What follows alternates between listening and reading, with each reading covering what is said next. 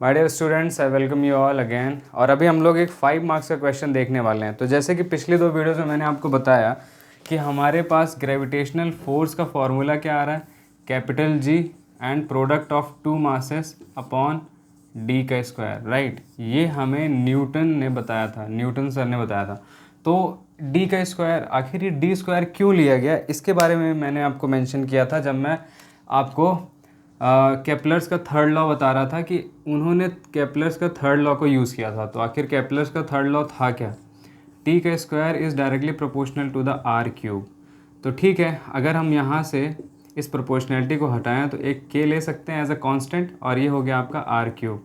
आगे देखो, अगर मुझे टी का स्क्वायर अपॉन आर क्यूब यहाँ कर दूँ तो मेरे को के की वैल्यू मिल जाएगी। ये बात समझ में आ रही है। आगे देखो, अगर मैं वन नीचे ले लूँ तो चलेगा ना।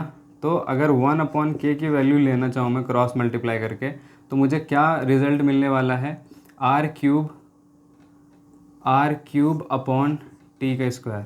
तो इसको पॉइंट नंबर 1 लेके रख सकते हैं हम लोग, ठीक है।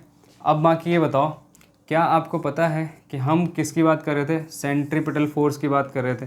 सेंट्रीपिटल फोर्स में हमने क्या देखा था कि एक ये ऐसी फोर्स है जो कि टुवर्ड्स द सेंटर एक्ट कर रही होती है, ठीक है, ठीक है।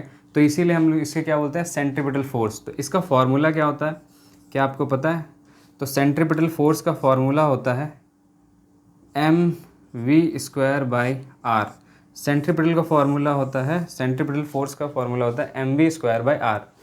तो आप इस बात को समझने की कोशिश करिएगा कि अगर मैं यहाँ पे इस स्टोन की वेलोसिटी फाइंड करना चाहूँ, velocity, sorry not just velocity, its speed. अगर मैं स्पीड की बात करूँ तो स्पीड का फॉर्मूला क्या होता है, डिस्टेंस अपॉन टाइम होता है। क्या आपको पता है ये बात, डिस्टेंस अपॉन टाइम से आप क्या बता सकते हो। अगर मैं स्पीड को यहाँ पे v से डिनोट करूँ तो चलेगा ना।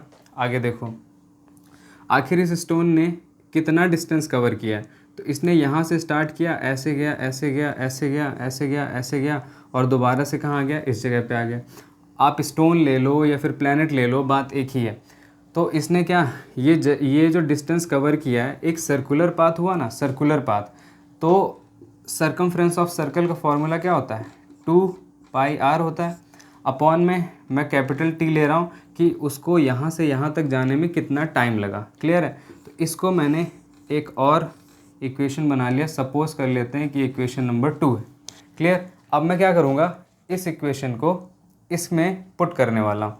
तो अगर मैं इसको थर्ड बोल दूँ तो देखो कैसे होगा। आप इस पर फोकस करना। अब हम लोग आ चुके हैं अपने फाइनल स्टेज पे। तो मैं क्या करने वाला हूँ कि ये जो फोर्स है यहाँ पे मैं यूज़ करने वाला हूँ इसको, that is F equals to M B square by R जो है। तो from this 2 and 3, from 2 and 3 हम लोग क्या देखने वाले हैं कि मैं जस्ट इस v की जगह पे ये वैल्यू पुट करने जा रहा हूँ। तो v की जगह पे ये वैल्यू पुट करने जा रहा हूँ। आप अच्छे से इस बात को देखो m अभी भी वहीं लिखा हुआ है, m वहीं पे लिखा है, r वहीं पे लिखा हुआ है। बस हमें क्या करना है, 2πr v की जगह लिखना है। v की जगह हमें क्या लिखना है, 2πr। तो 2πr और अपॉन में क्या है, अपॉन में है आपका कैपिटल T का होल स्क्वायर। ये कैपिटल T आप देख पा रहे हो। ओके, अब देखिए हमें करना क्या है, सिंपल सी बात है। m को m रहने देंगे। 2 का स्क्वायर क्या होता है, 4, पाई का स्क्वायर, और ये क्या हो जाएगा, r का स्क्वायर। अपॉन में ये वाला r तो रहेगा ही, और ये जो t है ये अपॉन में आ जाएगा। तो t का स्क्वायर, क्या लिखेंगे इसको, t का स्क्वायर। ये बात क्लियर है। आगे देखो क्या करना है हमें। अभी आप देखिए यहाँ पे, अगर आप अच्छे से गौर से देखो तो आपको मिलेगा कि टी स्क्वायर तो हमें यहाँ पे भी दिख रहा है और यहाँ पे भी दिख रहा है, लेकिन यहाँ पे क्या दिख रहा है, सिर्फ r का स्क्वायर। चाहो तो आप एक r से इस r को कैंसिल कर सकते हो। तो यहाँ पे आपको r मिल रहा है इंटू 4 पाई स्क्वायर, और ये एक r है, ये r दिख रहा है, और अपॉन में t का स्क्वायर। तो अभी बताओ, अगर मुझे r क्यूब बनाना है, r क्यूब चाहिए, यहाँ पे t स्क्वायर दिख रहा है लेकिन r क्यूब नहीं दिख रहा है। तो r क्यूब बनाने के लिए अगर मैं आर स्क्वायर से मल्टीप्लाई भी कर दूँ और आर स्क्वायर से डिवाइड भी कर दूँ तो कोई दिक्कत है नहीं है, क्योंकि अगर कैंसिल करोगे तो बात तो वही है, एक ही रहेगा। लेकिन यहाँ पे हमें क्या मिलने वाला है, देखो यहाँ पे कुछ नहीं है तो 1 है, और जब बेस सेम होता है तो पावर क्या हो जाती है, ऐड हो जाती है। तो हमें यहाँ क्या मिल रहा है, 4m पाई का स्क्वायर। और देखिए ये क्या हो गया, ये r जो है r सेम है, और 1 + 2 क्या हो जाएगा 3, और अपॉन में क्या है, ये t का स्क्वायर मैंने यहाँ रख दिया और इस r स्क्वायर को मैं यहाँ रख दे रहा हूँ, ठीक है, सारी चीज़ें मल्टीप्लाई में।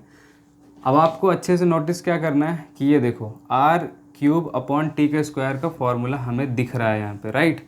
तो अब मैं क्या करने वाला हूँ, फ्रॉम दिस इज़ व्हाट है, okay, from equation first, from 1 हम लोग क्या कर सकते हैं कि 4m पाई का स्क्वायर, और इस पूरी की जगह मैं 1/k लिखने वाला हूँ। ये हो गया r स्क्वायर, और इस पूरे की जगह क्या आएगा 1/k। तो यहाँ से हमें क्या पता चल रहा है कि 4 भी एक कांस्टेंट है, m भी एक कांस्टेंट है, पाई की वैल्यू भी कांस्टेंट है, और k भी एक कांस्टेंट है।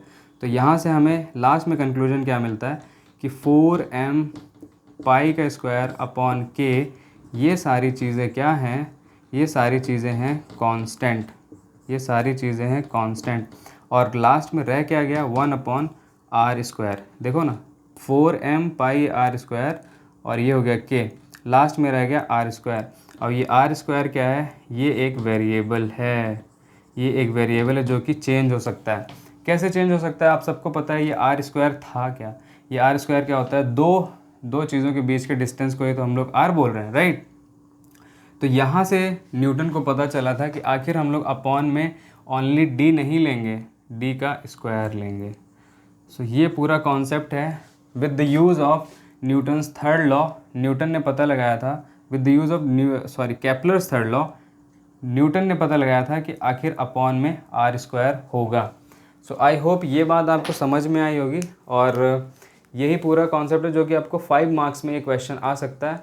So you have to just revise this thing. हमने 3 चीज़ें देखी बस। पहले तो हमें ये देखना था कि आखिर क्यों आया, तो ये लिख लिया। फिर बाकी पहला इक्वेशन आपको ये बनाना है, केपलर्स का थर्ड लॉ।